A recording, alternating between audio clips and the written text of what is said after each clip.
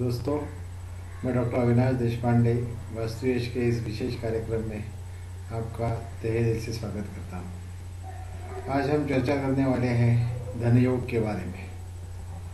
बहुत सारे लोगों को जानने की कई इच्छा रहती है कि मेरी पत्रिका में या मेरी कुंडली में धन योग है या नहीं। They wanted to know how much wealth stored in my life, कि मैं एक अमीर आदमी बन सकता हूँ या नहीं सकता हूँ, मैं लाखों कमाऊंगा या करोड़ों में कमाऊंगा।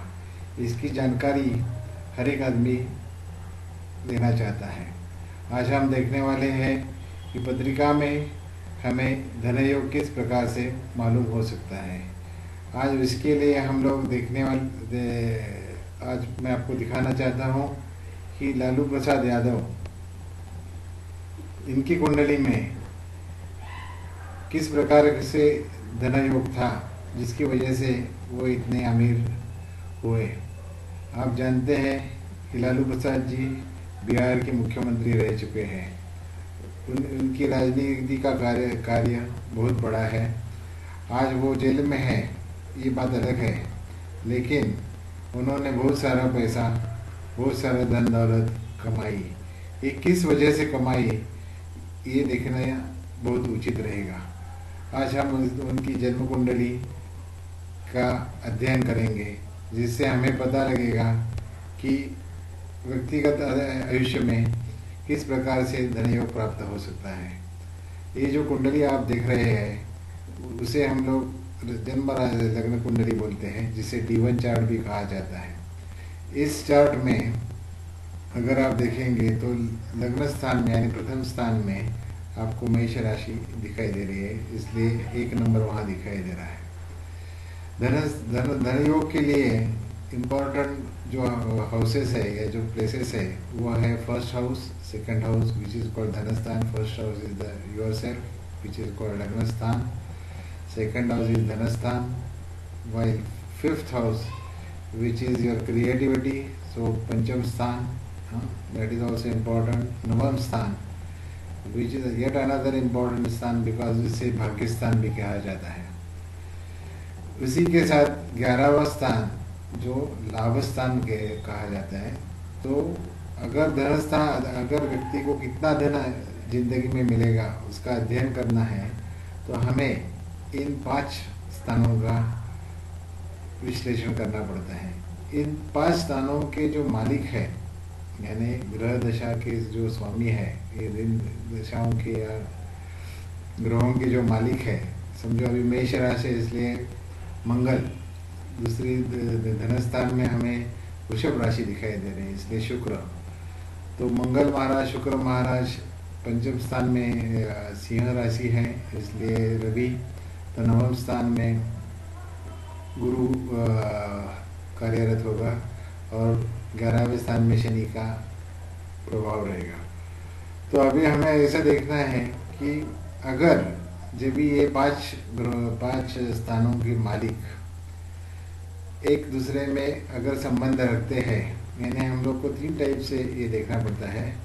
पहले हम उसे बोलते हैं कि कैप बोले तो whether these planets are in conjunction with each other, means if the first lord is it conjunction with the second lord or 5th lord or 9th lord या 11th lord। अगर ये मैंने समझो मंगल जो किसी शनि के साथ, बिकॉज शनि इस कुंडली में शनि 11वें स्थान का मालिक है, तो मंगल और शनि एक साथ बैठे हो तो भी हम लोग कहेंगे धन योग की संभावना है।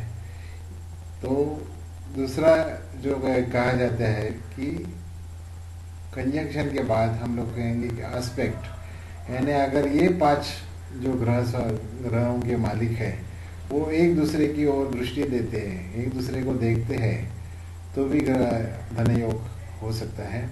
और तीसरी बार यानी पोजीशन। तो CAP में cap is the first is the conjunction, second M is aspect and third P is position और प्लेसमेंट्स।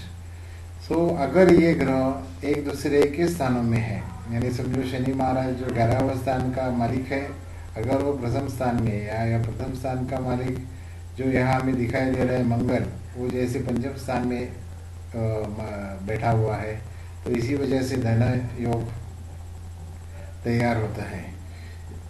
इस प्रकार से धन योग का क्वालिटी अगर हम देखना चाहते हैं, कितना धन मिलेगा ये शायद कहना मुश्किल है, लेकिन फिर भी धन योग में हम लोग क्वालिटीज देख सकते हैं। क्वालिटीज यानी अगर जो कंजक्शन होगा और वो अगर इन पांचों स्थानों में होगा तो आदमी को जबरदस्त पैसा मिल सकता है, वो बहुत बड़ा अमीर हो सकता है। अगर एस्पेक्ट है यानी जो 5 ग्रहों का एक दूसरे से मिलाप है, एक दूसरे के साथ वो देखते हैं, दृष्टि रखते हैं, तो भी धन योग होता है, उसका भी असर ज़्यादा दिखाई दे सकता है। लेकिन समझो कि शनि महाराज अभी शनि महाराज जो 11 स्थान के मालिक है, अगर उनकी दृष्टि समझो मंगल पे नहीं यहाँ गिर रही, लेकिन किसी प्लैनेट पे गिरती है जो first Lord, second Lord, fifth Lord या 9th लॉर्ड या 11th लॉर्ड हो, तो वो भी धन योग देगा। लेकिन अगर वो इन पांचों स्थानों के बाहर है तो उस धन योग की क्वालिटी थोड़ी कम होगी, यानी आदमी को थोड़ी कम अमीरी या पैसा या धन योग मिलेगा। तो इस प्रकार से अगर आप अपनी कुंडली में धन योग है या नहीं है वो हम लोग देख सकते हैं। यहाँ पे हमें दिखाई दे रहा है लालू जी के बारे में कि लग्न स्थान का स्वामी जो मंगल है वो पंचम स्थान में अधिरत है, और जो नवम स्थान का मालिक गुरु है वो भी उसी के स्थान में, यानी वो स्व राशि में है। अगर कोई ग्रह स्व राशि में हो तो भी वो अच्छा तरह से फल देता है। इसलिए कितना पैसा मिलेगा वो राशि के, अगर वो प्लैनेट उसी राशि में है तो ज़्यादा उसका फायदा मिलेगा।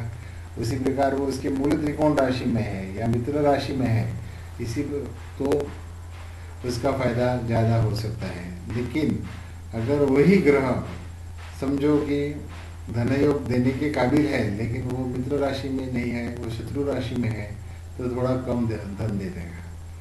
अभी हम देख रहे हैं कि पंचम स्थान और नवम स्थान जिन दो स्थानों को त्रिकोण स्थान अभी कहते हैं, वो लग्न स्थान से नव पंचम योग करते हैं। इसीलिए किसी भी व्यक्ति को पंचम स्थान और नवम स्थान में स्थित ग्रह हमेशा लाभ देते हैं।